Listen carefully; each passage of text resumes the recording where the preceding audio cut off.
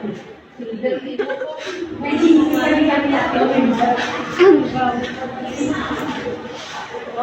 so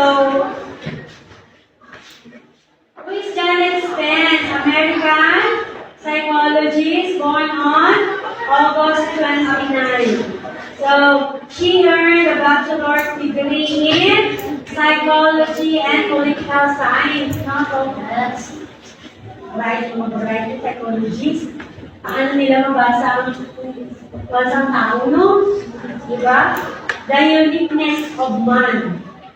So, President of APA, so when you say APA, it is an American Psychologist Association. So, ano siya, no? Highest, ano din siya. So, bright siya na. Diba? Hindi mo basa-basa ng president.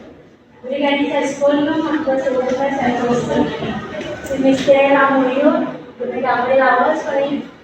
Isong-isong tingin. Nag-inulan po nga. No? Okay. So according to Janet Spence, there are key components and concepts of multifactorial gender identification. So may sentences pa yan. Okay. So first we have biological factors. So what is biological factors? Read number 1. Biological factors. Spence theory recognizes that biological factors such as genetics and hormonal influences play a role in the development of gender identity.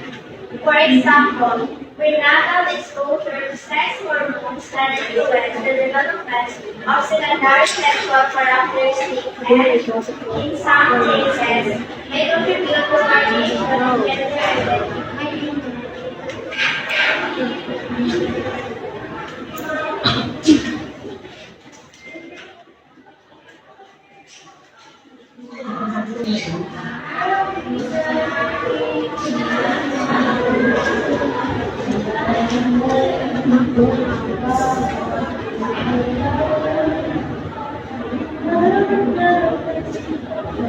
Class, kamugno mo sa akong klasa, ito, gusto mo niya. Bulan, wala si Ma'am Joyce. Sabi niyo na ano, ilo sa buong 420. Ang iban familiar, ako iban ang nagulan. Sa mga ilan niya, hindi mo ano sa mga mamugno ko mo ha, kasi naman ko si Ma'am Joyce, ako mamugno sa ako, sa iyo. So, biological factors. So when we say biological factors, ano?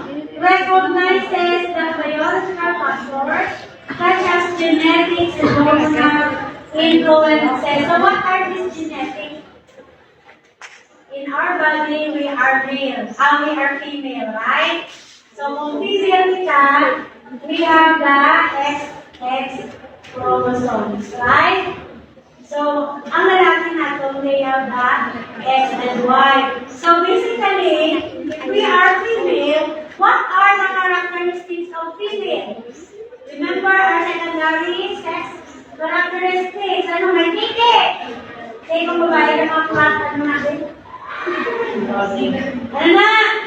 Uy, ang mga lalaki lang na ilay sa titi. Ito sa patay.